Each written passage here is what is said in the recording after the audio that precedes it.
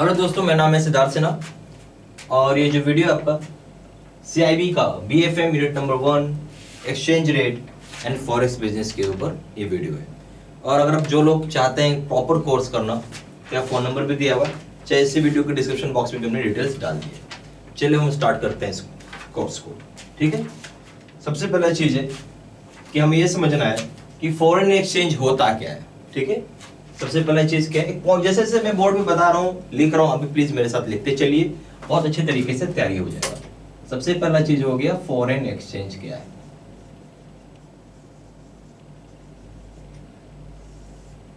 थोड़ा हम लोग इसको समझने का कोशिश करेंगे, प्रयास करेंगे। फॉरेन एक्सचेंज एक चीज हम बोल सकते हैं कि हम पैसे को कन्वर्ट कर रहे हैं। क्या कर रहे हैं? कन्वर्ट कर रहे हैं। एग्जाम्पल से समझिएगा तो बड़ा आसानी से समझ में आएगा। उदाहरण की तौर से मैं भारत में रहने वाला हूं और मुझे अमेरिका से बिजनेस करना है, USA से बिजनेस करना है। क्या करना है? बिजनेस करना है। ठीक है, समझिएगा बात बहुत ध्यान से। बिजनेस करना हो, मैं यहाँ पे बिजनेस ही बोलूंगा, ठीक है, ज्यादा आसान है। तो इंडिया के लोग को, जो मान लीजिए मैं भारत का आदमी, मैं सामान बेचता हूँ, सेलर हूँ, और यहाँ के लोग खरीदार हैं। तो मैंने तो क्या किया, इसको सामान बेच दिया, यानी गुड्स हमने इसको दे दिया, इसके पास आ गया। ये उसके बदले हमें डॉलर दे दिया। क्या दे दिया? डॉलर दे दिया। अब ये आ गया इसके पास। अब ये क्या करेगा? ये बैंक को देगा।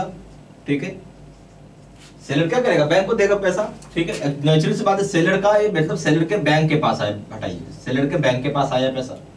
अब ये बैंक क्या करेगा? कन्वर्ट करेगा INR। INR हो गया इंडियन रुपीस। ठीक है, हम इसको ऐसे भी लिखते हैं, और वो फिर सेलर को दे देगा। ये प्रोसेस होता है। ठीक है, इसी को हम बोलते हैं फॉरेन एक्सचेंज। क्यों? समझिए बात, अगर आप USA में डॉलर मिल रहा है, वो भारत डॉलर ले भी आता है, डॉलर क्या मार्केट में चलेगा? नहीं चलेगा। आप उससे क्या खरीद सकते हैं? कुछ भी नहीं खरीद सकते हैं। डॉलर भारत में यूजलेस है, क्योंकि भारत में चलता है रुपया चलता है, ना कि डॉलर चलता है। आप डॉलर लाके ऑटो, एक एग्जाम्पल से बता रहा हूँ, डॉलर लेके आप कहीं भी जाएंगे, एक सब्जी खरीदना, सब्जी नहीं खरीद पाएंगे, दुकान जाना है, रेंट देना, कुछ भी करना, आप डॉलर का कोई वैल्यू नहीं है। इन सेंस भारत में वो चलता ही नहीं है करेंसी, तो आपको भारत के में रुपए में कन्वर्ट करना पड़ेगा। ठीक है, और सेलर को भी तभी फायदा होगा जब रुपए मिलेगा, उसको डॉलर लेके कोई फायदा नहीं होने वाला। तो ये हो गया फॉरेन एक्सचेंज। अगर मैं, यानी कुल मिला के बात है कि करेंसी को कन्वर्ट करना है, एक करेंसी से दूसरे करेंसी को हम बोलते हैं फॉरेन एक्सचेंज। ठीक है, तो हम ये बोल सकते हैं कन्वर्जन ऑफ करेंसीज। ठीक है, तो एक चीज ये हो गया। अब चलते हैं दूसरा, इसमें एक पॉइंट है, ये सारा पॉइंट प्लीज लिखते चलिएगा। ठीक है ना। अगर कोई पूछता है फॉरेन एक्सचेंज ट्रांजैक्शन क्या है, अब समझिए बात, फॉरेन एक्सचेंज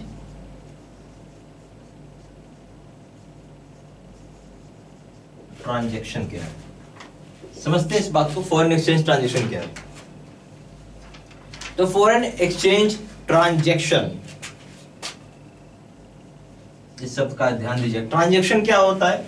ये ट्रांजैक्शन एक तरीके का कॉन्ट्रैक्ट होता है। ये क्या है? ये आपको एक कॉन्ट्रैक्ट दे रहा है जिसमें कि आप फंड्स को एक्सचेंज करेंगे। क्या करेंगे? फंड को एक्सचेंज करेंगे। जो भी आपका बात किया हुआ है एक दूसरे करेंसी में, एक करेंसी को दूसरे करेंसी में आप एक्सचेंज कर रहे हैं, और एक एग्रीड रेट पे। ट्रांजैक्शन तभी होगा ना जब एक करेंसी को दूसरे करेंसी से हम एक्सचेंज करते हैं और उसका एक रेट होता है, जिस रेट को हम फिक्स किए हुए रहते हैं, या हम उसको एग्रीड रेट बोलते हैं। क्या बोलते हैं? हम उसको एग्रीड रेट बोलते हैं। ठीक है, तो यहां पे एक सिंपल सा चीज ये था, इस बात को आप थोड़ा लिख लेते हैं। क्या है? कॉन्ट्रैक्ट है, एक करेंसी दूसरे करेंसी में कन्वर्ट कर रहे हैं, और यहां पे हमने एक तरीके का एग्रीमेंट किया हुआ है। ये इस बात को आप लिख लेते हैं, तो हम क्या बोलेंगे? Is a contract to exchange funds, ये हम बोल सकते हैं करेंसीज। एक ही बात है, फंड बोलो या करेंसीज बोलो। In one currency to, in one currency for fund, in one currency to another currency लिख लीजिए।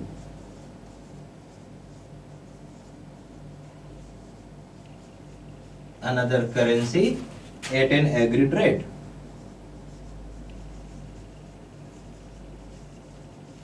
ठीक है, तो एक एग्रीड रेट पे आप क्या कर रहे हो, एक्सचेंज कर रहे हो फंड से करेंसीज को, ठीक है, एक करेंसी से दूसरे करेंसी में, ठीक है। और सिंपल सा चीज है, सारे पॉइंट्स प्लीज लिखते चलिएगा, ठीक है। मेरे बोर्ड पे लिखने का पर्पस है ये कि ज्यादा क्लैरिटी से समझ में आए और आप भी वो चीज लिखें।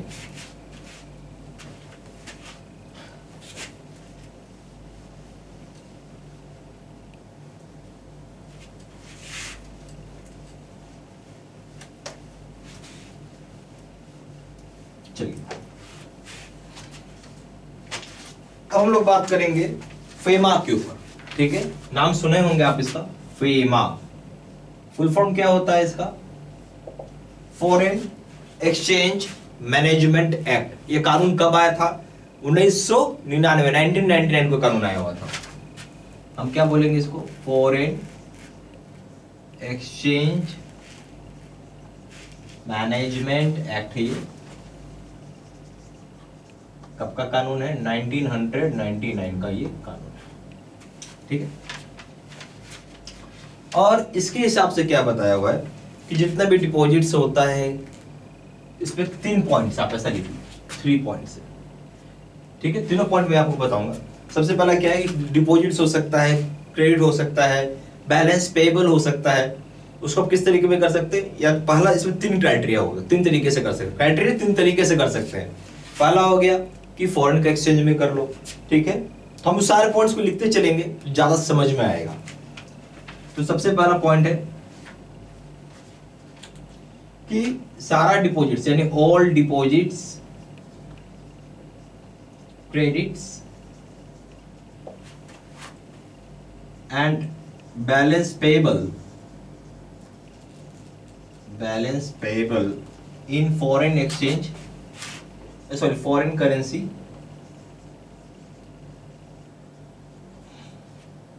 ठीक है, एंड, ठीक है। ये पहला 1 का ए पॉइंट हो गया। दूसरा पॉइंट देखिए, इसी में बी कर देते हैं। तो पहला कल सारा डिपॉजिट, क्रेडिट, बैलेंस पेबल किस में पे कर रहे हो, पेबल किस में है, फॉरेन करेंसी, फॉरेन करेंसी में आप पे कर रहे हो, पहली बात। दूसरी बात क्या है कि any draft, cheques, LC, bills of exchange,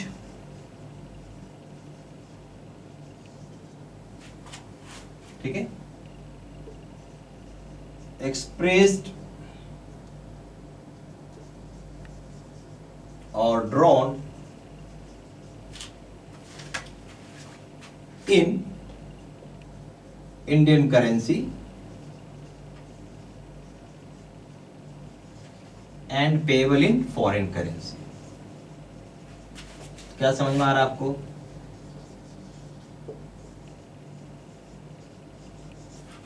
या आप इसको ऐसा लिखते चलो, ये भी 1 A 2 B मत लिखो, सीधा इसमें 1 ये 2 कर देते हैं, ज्यादा आसान हो जाएगा। तो पहला बात क्या बोला कि हम सारा चीज पे किस में करवा रहे हो, फॉरेन करेंसी में। दूसरी चीज में क्या हो गया, कोई भी ड्राफ्ट हो, चेक हो, एलसीए हो, बिल ऑफ एक्सचेंज हो, आप उसको एक्सप्रेस या ड्रॉ तो करवा सकते हो इंडियन करेंसी में। समझ में आ रहा? एक्सप्रेस या ड्रॉ करा सकते हैं आप इंडियन करेंसी में, बट वो पे होगा फॉरेन करेंसी में वापस, ठीक है।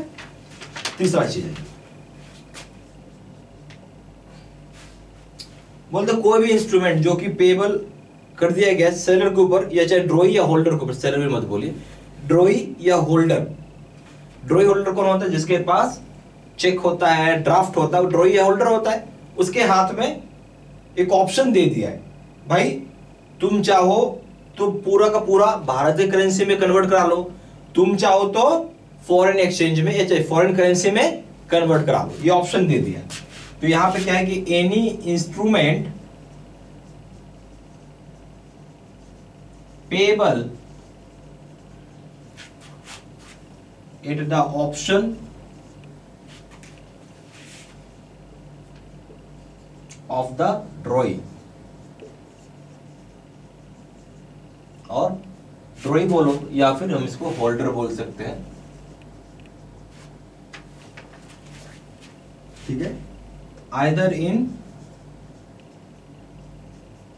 इंडियन करेंसी और फॉरेन करेंसी। ये दो बात होगा। तो मतलब कोई भी इंस्ट्रूमेंट है, ठीक है, कोई भी इंस्ट्रूमेंट हो जिसको हम पे कर रहे हैं, पेबल किस में है, या ऑप्शन दे दिया है, क्या ऑप्शन दे दिया है, ड्रॉई या होल्डर।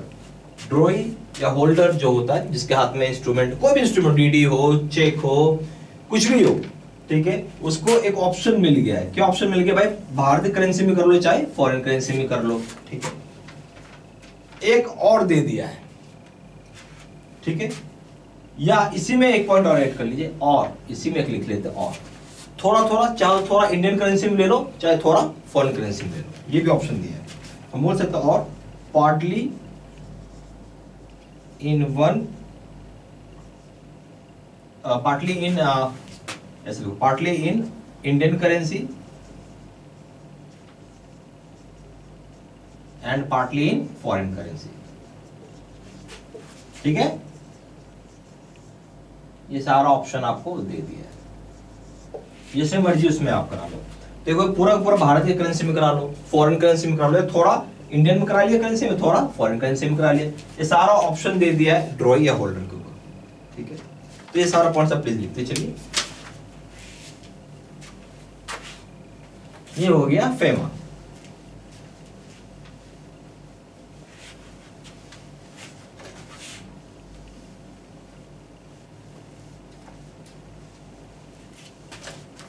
अब हम लोग एक चीज और पढ़ेंगे, एक्सचेंज रेट।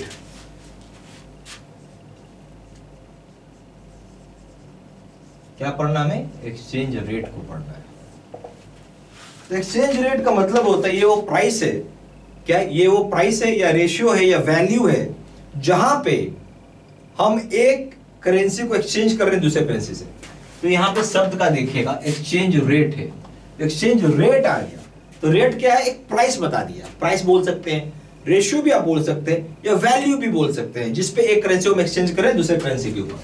तो आप इसको लिख लीजिए, मींस द प्राइस और रेशियो और वैल्यू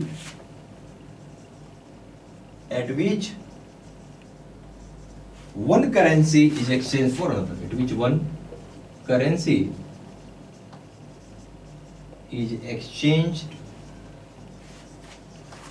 for another currency. समझ में आएगा?